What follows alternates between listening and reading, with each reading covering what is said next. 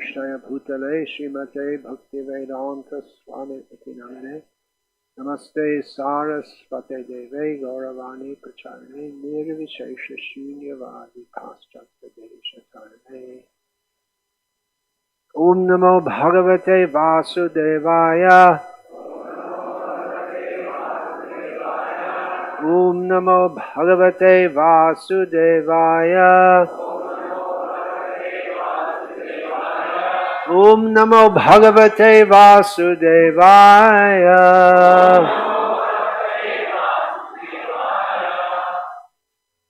Srimad Bhagavatam, Canto 10, Chapter 8, Text 33, with translation by His Divine Grace, Srila A.C. Bhaktivedanta Swami Prabhupada. Sa grihitva kare Krishnam upalabhya hitaishani yashoda bhaya sambhranta prekshanaksham abhashataha. Upon hearing this from Krishna's playmates, Mother Yashoda, who was always full of anxiety over Krishna's welfare, picked Krishna up with her hands to look into his mouth and chastise him. Her eyes fearful, she spoke to her son as follows. Text 34. Kasmat mridam adanta atman bhavan bhakshitavan rahaha vadanti kavakaha hi ete kumaraha te agrajaha api ayam kasman mridam adantatman bhavan bhakshitavan rahaha vadanti tavakahyete kumaraste grajopyayam kasman mridam adantatman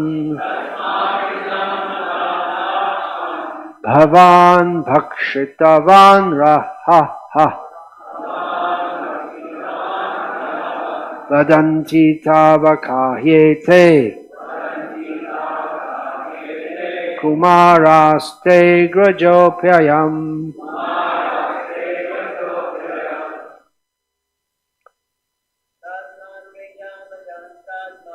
Kasman mridam adantatman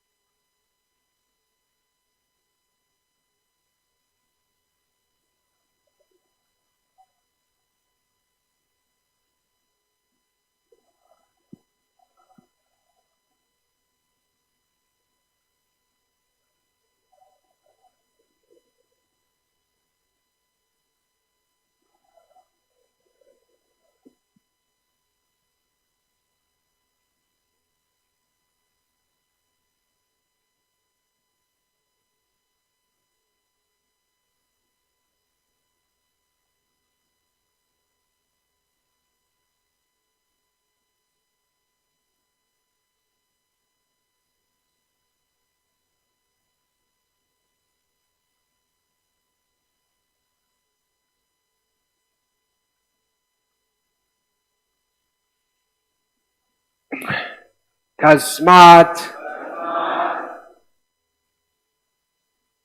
Any of our Gurukul boys can say what Kasmat means? No? You know. I know too. I'm looking at that. Kasmat bhajanta. What is that? Kasmat bhajantam danadur. Kavayo danadur madanda. Also, there's another word for why in different contexts. Kena, Prabhupada, he cites that also. It's also used. In Bengali it is, but he says the Kena Upanishad. The why Upanishad. Anyway, it means why. Kasmat, why. Mridam, dirt. Adanta, Atman, you restless boy. Bhavan, you, with a capital Y. Akshatavan, have eaten. Rahaha, in a solitary place. Vadanti, are lodging this complaint. Tavakaha, your friends and playmates. He, indeed, ete, all of them. Kumaraha, boys. Te, your. Agrajaha, older brother. Api, also, confirms. I am this. Dear Krishna, why are you so restless that you have eaten dirt in a solitary place? This complaint has been lodged against you by all your playmates, including your elder brother Balaram. How is this? Purport. Mother Yashoda was agitated by Krishna's restless misbehavior. Her house was full of sweetmeats. Why then should the restless boy eat dirt in a solitary place?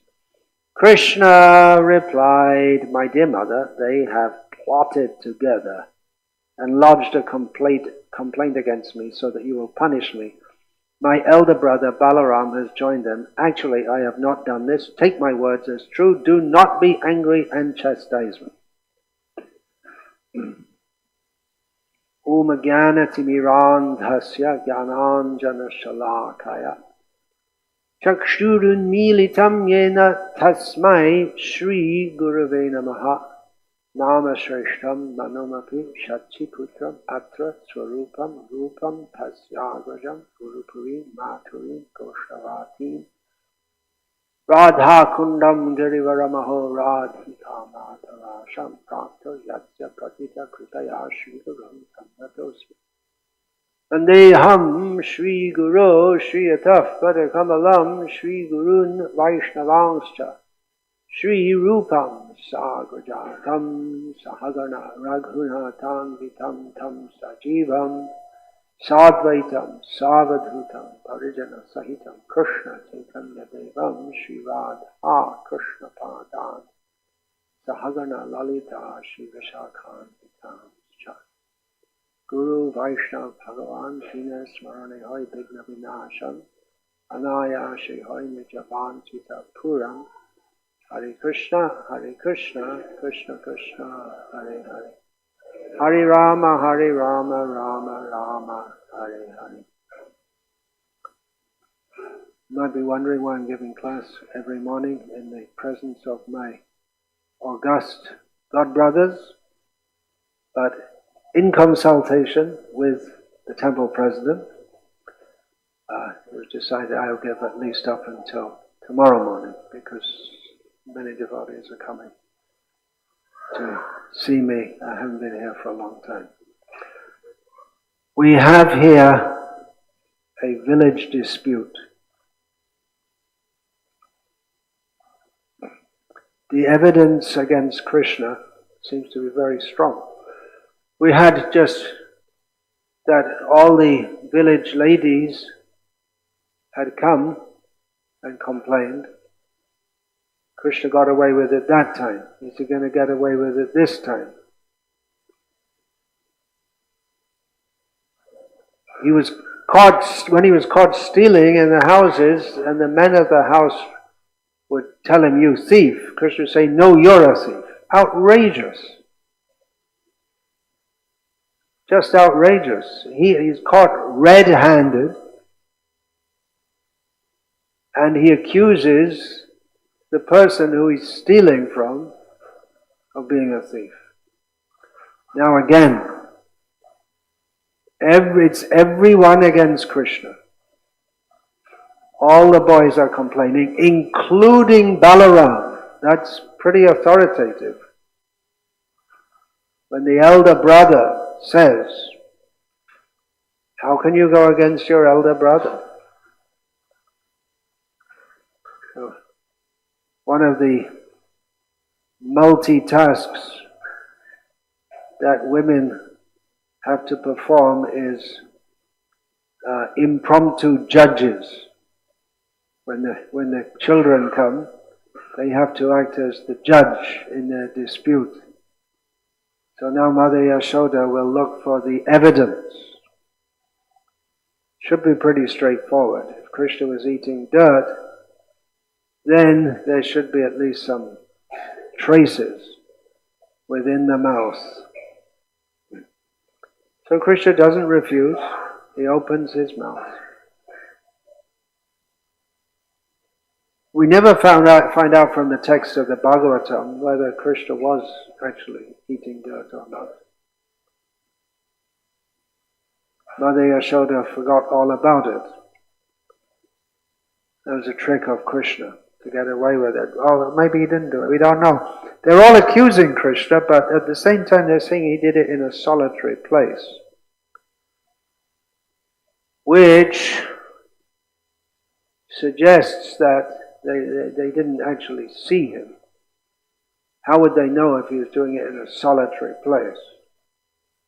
So Mother Yashoda has to weigh up all the evidence and come to a conclusion. But even then, Krishna, just like when he's caught stealing, he says, "I didn't steal. You're a thief."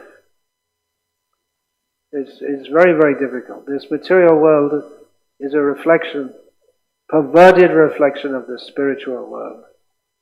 The spiritual world is Ananda Chinmaya Rasa, full of transcendental, spiritual, blissful experiences. We have this kind of thing here in this material world, but it's not transcendental or blissful. I often find myself in the position where two aggrieved parties, sometimes husband and wife, they give completely different testimony, and either one of them is wrong and the other is right, but you can't say who is wrong and who is right. And maybe they're both wrong. They can't both be right. What do I do? How do I say? Very difficult situation. And it's not uncommon. So many disputes arise, and you try and delve into the matter and find out what's going on, and such different versions of the events, or just maybe complete denial of the events. And I'm sometimes asked why, having compiled a biography of Srila Bhaktisiddhanta Saraswati, why I don't take the history on a little further to the internal strife that happened afterwards. That'd be very interesting. Not very spiritually uplifting. Well, that's one reason I don't do it. I remember I had one young woman at the time, she's not young now, at the time. She was transcribing some cassette recordings I'd made, and I had a lot of this stuff because I was also curious. So I asked.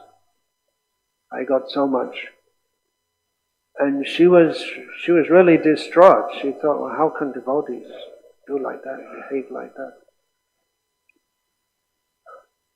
There are in some books some versions getting into the matter. Not in English, mercifully. Well, a little bit. But it rocked her faith in Krishna consciousness. She went on, but it rocked her faith. But then another reason is that, anyway, all of our Guru's godbrothers are worshipable, and it's not really our business to get involved there. Some tension is there between different mats, but anyway, that will go on. And they're doing what they're doing. They're chanting Hare Krishna. They're preaching. So what is the use of bringing all that out? But another major reason is that it's almost impossible to get a clear picture of what happened at all, because there's such different versions. I mean, really, really extremely different. I don't even want to say it because I don't want to get into it too much, but the same event or events, the same people, but a very, very different perspective. It may be that something happens. Well, it's a common thing. The police have that experience that there's something happen. They say there's an accident, car accident, and then you have eyewitnesses, but they all give very different reports. And definitely the two cars that crashed, if the drivers survive, they'll both give different versions, and it's always the other person's fault.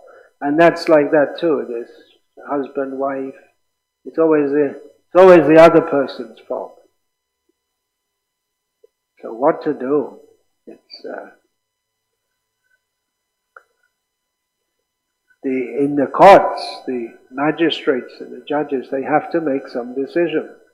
They can't just leave it hanging in the air. If they don't have sufficient evidence, often there is evidence that it looks pretty bad for the accused person, but it's not compelling or complete evidence, and they go free, at least in the British justice system. Because it can't be proved, then they go free. Because the idea is that you can't punish someone unless it's proved. And then they have the jury system, in which a group of amateurs, they discuss among themselves, and they come to some conclusion. So it's by vote. Did this person murder someone else or not? And it's by vote. How can you understand by vote? Justice is a hard thing to find in this world, and especially in this Kali Yuga. Might makes right. That's the general principle in the material world. But it's not, might isn't right, but it becomes right. Right is what the mighty tell you to do. Whether it's right or whether it's morally right. We have this term in English, morally correct. Exactly the same concept isn't there in Vedic culture. Sometimes dharma is translated as morality. But it's not exactly there, because morality, that's the atheists say we don't need Richard Dawkins and company. And before him there were so many others. He's not the first atheist. There are plenty of atheists giving the same arguments that they call it the new atheism, but the same kind of arguments that was in Vedic culture also. Or anti-Vedic culture, ancient India, we can say. So you say, well, we don't need any divine dispensation to decide what's moral and what's not. We can work that out ourselves.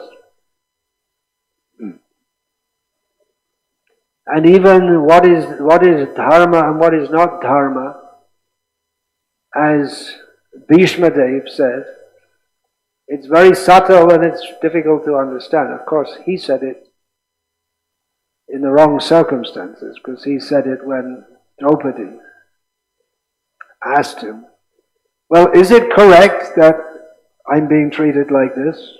And he said, well, dharma, blah, blah, blah. He waffled. He avoided giving an answer. That was also ordained by Krishna's desire, Yoga Maya. You should have just said, no, it's nonsense, rascaldom. Just kill this Duryodhana, Dushasana, Shakuni, Karna. Just kill them right now on the spot. And Bhima would have done it himself, right there, without any weapons. But Bhishma said, it's true that it's very subtle and it's difficult to understand. But you have to make some decision. And usually the person who the decisioner goes against thinks it's unfair. And there may be some element of unfairness in it, because if someone is acquitted of a crime, then the aggrieved party, they'll feel, well, I didn't get justice. But if there's not sufficient evidence, then to maintain the system of justice, this is according to English law, you can't prosecute someone on insufficient evidence. You have to maintain that dharma, I guess you can say. Yeah, and might makes right. That's there.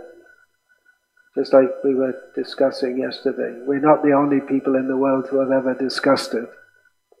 That if you're big enough, you can get away with anything. And it's not only in India. In the ex-political heads in both the United Kingdom and the United States lied for the sake of making a war which killed so many people. Ultimately for business purposes, power. It's clear and open that they lied, but there's no international court of justice or any proceedings against them. They lied, sent their own countrymen and women to die, and of course killed plenty of those people who we don't care if they die anyway. And get away with it. No, they don't have any alibi. They don't even attempt to give an alibi. They don't have to. They're big enough. They can get away with it. So within our Vaishnava society also, justice. It's very difficult to find. We may feel affronted, discontent, but it's better not to. There are plenty of reasons, if we want to feel discontent, but we should be happy that we have the chance to chant Hare Krishna in the association of devotees. And for all the wrong things going on have gone on. There are still devotees their life is completely affected by things that happened so many years ago, and they just can't get over it, and they can't move on, as the saying goes. And things will happen in the future, but we have to chant Hare Krishna. Then we can go to the spiritual world and get involved in Krishna's quarrels, right? He had dirt. I didn't eat dirt. You ate dirt. Or you can go to the impersonal Brahman if you're not interested in all these kind of quarrels. Or Vaikuntha. That's nice. Is it nice? What does Raghunath Das Goswami say? He doesn't think anything is a punishment. We shouldn't preach I feel we shouldn't be too much promoting these kinds of things at this stage, especially here we have so many Sri Vaishnava friends. Chaitanya Mahaprabhu also, when he spoke with Venkata Bhatta, he didn't say, you're Vaikuntha, it's all useless. Again, we had in Puri with Srivas Thakur taking the position of a Vaikuntha-vasi, with Sarup Damodar taking the position of a Vrajavasi, having a dispute, who's more opulent? Lakshmi with her Vaikuntha or Vrindavan? So disputes are going on. But in the spiritual world they're very tasty. Ananda Chinmaya Rasa. And in the material world, they serve as an impetus to get out of it, because they're so distasteful. And they go on and on and on. But better we become absorbed in hearing and chanting about Krishna. We cannot avoid, as long as we're in this material world, we can't avoid this kind of thing. Even if we're in the forest, we may be living in the forest. The rishis go to the forest. And they may see each other, but it's understood that they have enough, they're sattvic enough, they don't quarrel among themselves. But then we also find in the forest the Brahman and the Brahmini, they were ready to perform the act required for having a child, and then the husband just got ate. A Rakshasa just came and ate him. Kalmashapad. The king had been cursed to become a... Or worldly matters. You're just sitting in your ashram and all of a sudden there's a baby girl who gets called Shakuntala. And all of a sudden this rishi, Kanva, has to raise a baby girl. So you don't know, in the forest, it's a dangerous place. Yataranyam tata griham. The griha is considered the home in which mata nasti. What is that? Mata nasti.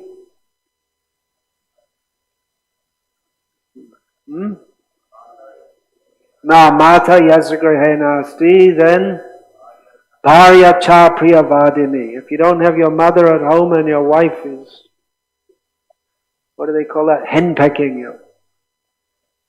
She doesn't speak pleasantly. Then Aranyantena gantavyam. Better to go to the forest, because yataranyanta targriham. The forest is full of difficulties. But better in the forest, because the home is full of difficulties, the forest is full of difficulties, but the forest is the best place for spiritual advancement. So there is nowhere in this material world where we can avoid difficulties. That is impersonal Brahman or Vaikuntha. And above is Golok Vrindavan with Krishna eating dirt, which is the topic of discussion. Or not eating dirt. Prabhupada said he's not eating dirt. Right? That's conclusive. Is it alright to doubt Srila Prabhupada? Is it? I wonder. I mean, there may be someone else, a venerable Vaishnava, and says, yes, I saw him. And Krishna will say, you're lying. And then what do? Dispute between Krishna and Balaram, whose side are you going to take? Then you're really stuck. Now we're going to celebrate the book distribution that was done here in the last month. We're distributing these books.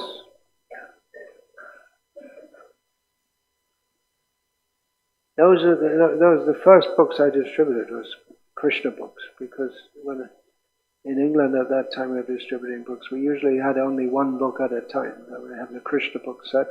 We also had those in a box, the trilogy with the blue box, paperback. When I was there, that was 75, they were sky blue, all of them. You had it in 3 colors, that was probably before that. And then we went on to Ishopanishad, like that.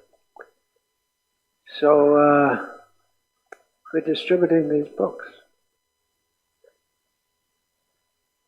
to people who, and many times you give a book to someone who's smoking, or they have a hot dog in their hand, and at least in India people know if they, sometimes you talk to people and they put out their cigarette because they think they shouldn't have a cigarette when they're talking to a sadhu, something like that. But in the West, you are a botheration. What do you want? I'm so. Did you understand that? What do you want? It means, what do you want? Said in a way that I'm so gracious to have stopped to listen to you, and you have 0.01 of a second to say whatever you want to say. Or sometimes you have to. They don't stop it. Usually, many times they don't. The great art is to stop people in the first place, or even get them to listen to anything, if you can. And we're distributing these books, the 10th canto of Bhagavatam. Again, after you've been through all the... First of all, you have to get a human life, which after many, many births, and then it has to be really, really human. Life begins with Varnashram Dharma. Otherwise it's uncivilized. And then in Varnashram Dharma, that means the majority are Shudras, less number of Vaishyas, some Kshatriyas, few Brahmanas. Brahmanas and Kshatriyas may take interest in this subject matter, generally not others. And then Brahmanas, and then they're interested in, if they're interested, is of course not all Brahmanas are interested in philosophy, but if they are, there's so many philosophies to mislead them. Within Vedic culture, most of the philosophy is a bunch of nonsense. Most of the Vedic philosophy is a bunch of nonsense, out of which some things can be extracted. Mimamsa, very important. It gives important tools for understanding Shastra.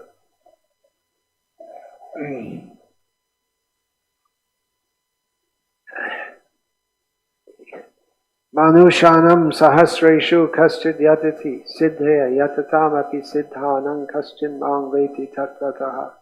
Hardly anyone's interested in all this. And then someone who's interested, not only interested, but they actually try and they actually reach some level, but hardly anyone knows Krishna. And that's Krishna presenting himself in the Bhagavad Gita. We don't have in the Bhagavad Gita Krishna passing stool and urine. We have, after the Bhagavad Gita here, we have Arjuna making others pass stool and urine. Well, they're not supposed to. They're not supposed to be afraid. But sometimes they also, in the Mahabharata battle, they'd run away also. Mostly very brave soldiers. We have in Gita, mostly, the majestic presentation of the Supreme Personality of Godhead. There are little hints, if we can pick it up. Definitely bhakti is there. Even any neutral observer will know that the Gita is a theistic text. But it points, Krishna's Gita, Bhagavad Gita, points largely to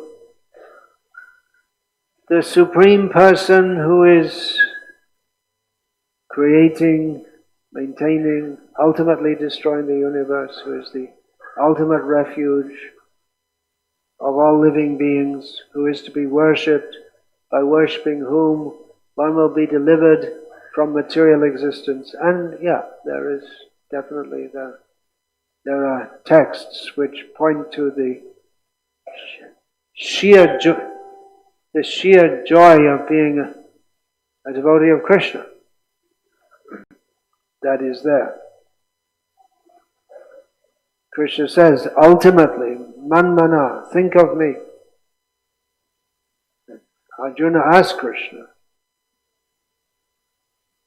We have at the end of the 9th chapter, think of manmana, think of me. Then Arjuna asks, well, how are we to think of you? And Krishna answers, this is the 10th chapter, by saying, well, I am Aksharanam Akarosmi, I'm the letter A, and the very term Akshara gives the idea of all the letters. So he is Stavaranam Himalaya, he's the Himalayas among the immovable objects. But he gives the idea in terms of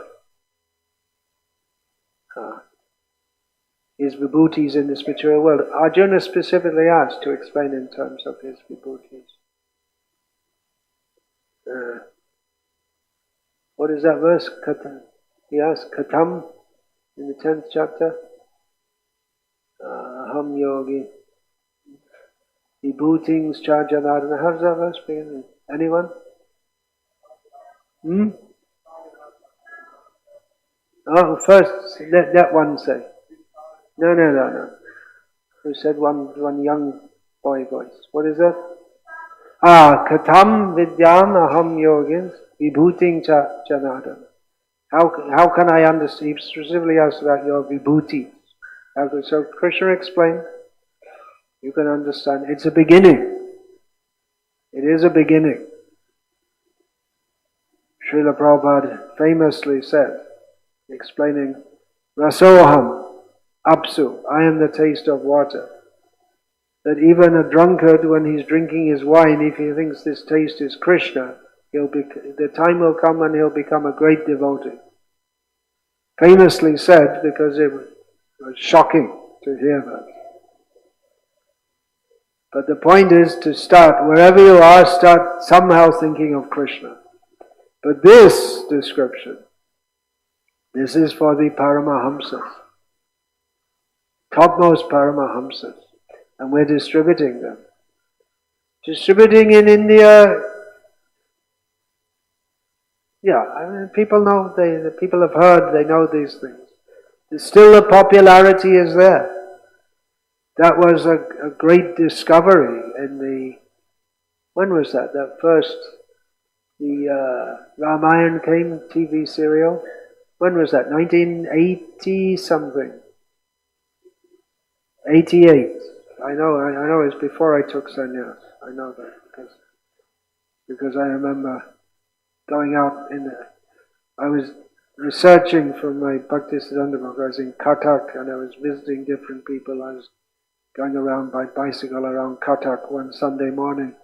No one on the streets. They were all watching Ramayana. So it was a great discovery that, wow, people are still interested in these things. Because when they first started making movies in India, they were all religious, and then gradually, and then they became secular, and then it came to what it is now. But it was a great discovery. People are still interested, and that gave a great impetus to the whole Sangh Parivar, BHP, BJP, and all this. People are still interested.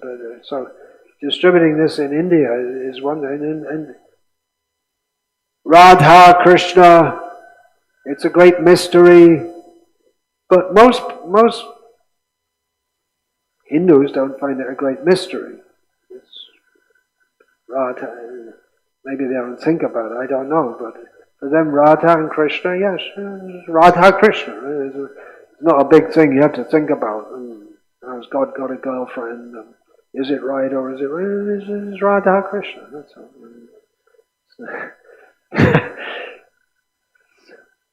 But distributing these books in the West,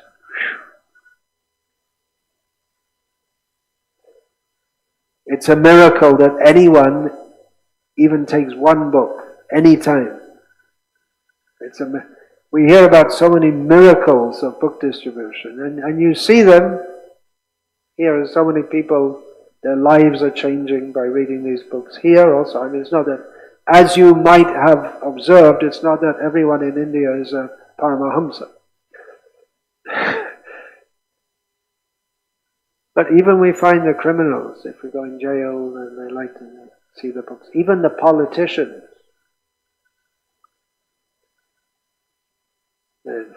When there was propaganda against Bhagavad Gita in Russia, then all the politicians of all parties, there was no political gain to be made, well, maybe for one side, but just individually they expressed their outrage. So that's still there. We see so many miracles. We're going to have you're going to tell us about the Sankirtan. I'm just going to tell one miracle, which I heard about last year in Russia. One disciple of mine selling books after she died. How do you do that? Zombies? She died. It happens to everyone. She was youngish, I guess 40-something.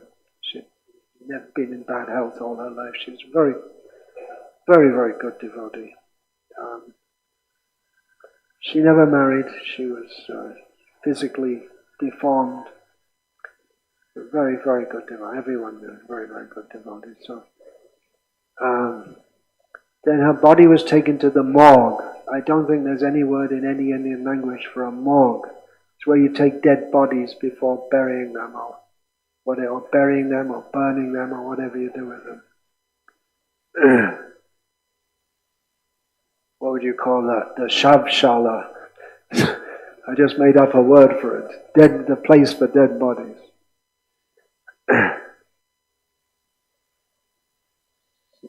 So devotees were doing all I don't know why she had her brother and this and that, but he wasn't a devotee, but he was very supportive of her financially and everything. So devotees were doing you have to fill out all these forms and all this kind of thing. So there was a woman working in the morgue, and when the devotee came, she said, "Who's this person? Dead, but the face is shining. It looks so peaceful." They said, how is that? She was surprised, shocked. That was because she's seen thousands of dead bodies. But this face, he looks so pure. They said, yes, because she was chanting Hare Krishna. Said, really? What's all that about? Okay, take this book. Bhagavad Gita sold on the spot. So there's a little miracle. There's so many miracles. So many wonderful things happen. Krishna's in the heart of everyone. And he manifests himself in this Kali Yuga as Gita and Bhagavatam. So distributing these books means to connect people with Krishna. It's the greatest welfare work. If people can understand, connecting people with Krishna. And of course it doesn't finish there. When they show interest, we have to bring them up, help them to come up.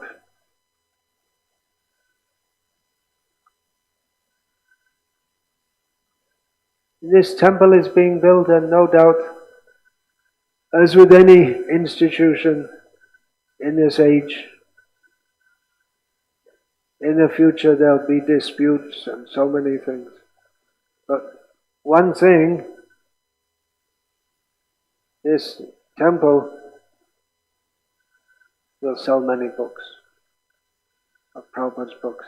So whatever, just by the nature of this Kali Yuga, there'll be bad things, but they'll get Prabhupada, and everything's designed like that, right? People come, they see all the what do you call that, the panels, dioramas, they see it all.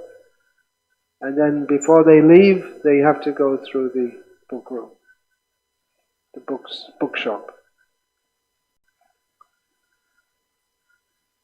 And then you have to have your best preachers there. Now you have to take a set of Bhagavatams. So, Hare Krishna. You can take over now. We didn't have Bhagavatams this year. What are you going to do for next year? When the Bhagavatams get printed, just take them all. Oh, that's why you didn't get any? Someone took them all?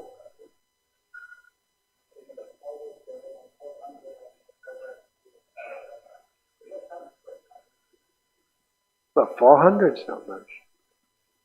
Anyone could have taken 400. No, it means they didn't plan properly. Get on their case right now. I mean, beseech them, you know.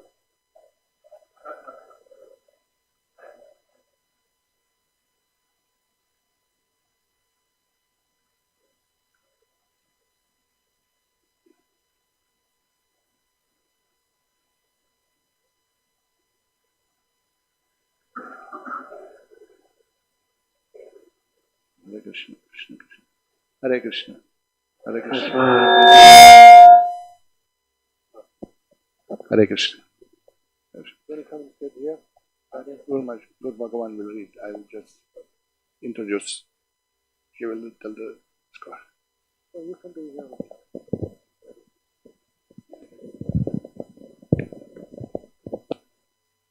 Get an asana. Better you sit on an asana. Bring an asana.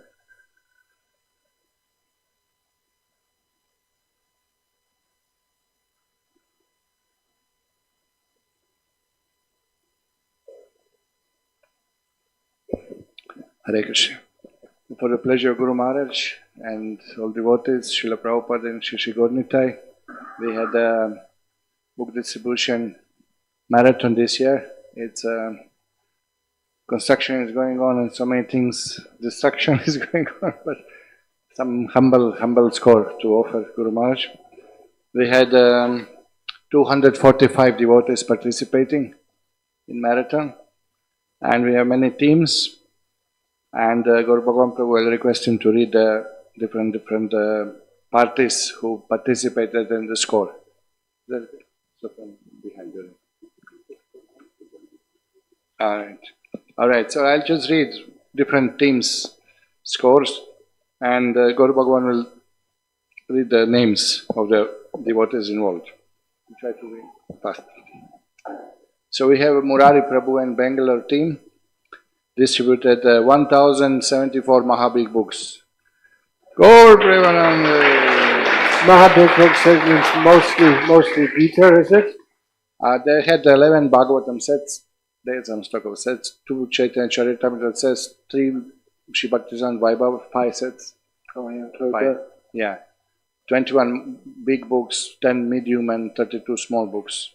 And yeah, that's quite all books together, yeah, like that. So these are the names. So the names are Murari Prabhu, Parameshwar Nitai Prabhu, Gokul Ranjan Prabhu, Bhakta Akash Kumar, Bhakta Hans, Bhakta Nakul, Bhakta Satya Shrey, Bhakta Suraj and Bhakta Johit.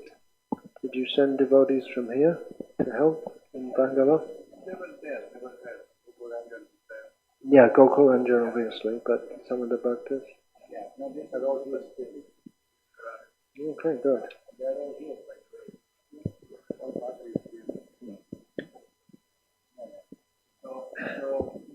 Yeah, I just forgot to tell them, please, all devotees whose names we read, please offer pranam to Srila Prabhupada, get the blessings from Guru Maharaj and the senior Vaishnavas here, and they will be handing out the calendars, if you don't mind. You give that they can, one calendar gift for.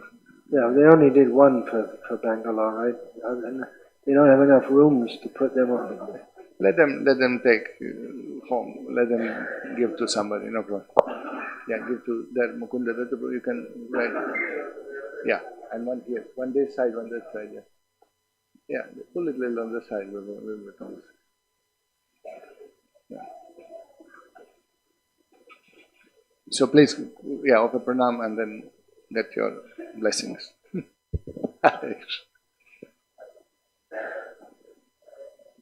Nice.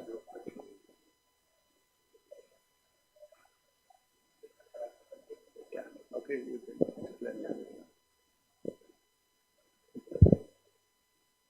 First part there is confusion.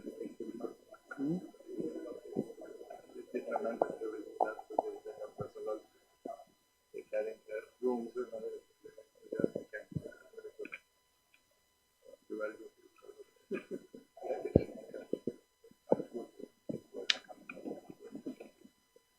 okay, we have a Mataji's team from Salem. They distributed 1,211 Mahabig books. Only one team? Only one Mataji's team? Mataji's did to college. But they only had one team among them all? Well, it's a big list, different combinations, but quite 24 of them were included, and the most enthusiastic Mataji and really force pushing them was Jalayu Mataji. She went out, pushed, giving classes, came in newspapers, in local papers they published. So, and they distributed one set of Bhagavatam and 1,603 small books. Gaur Premanand! Were they selling sets of small books?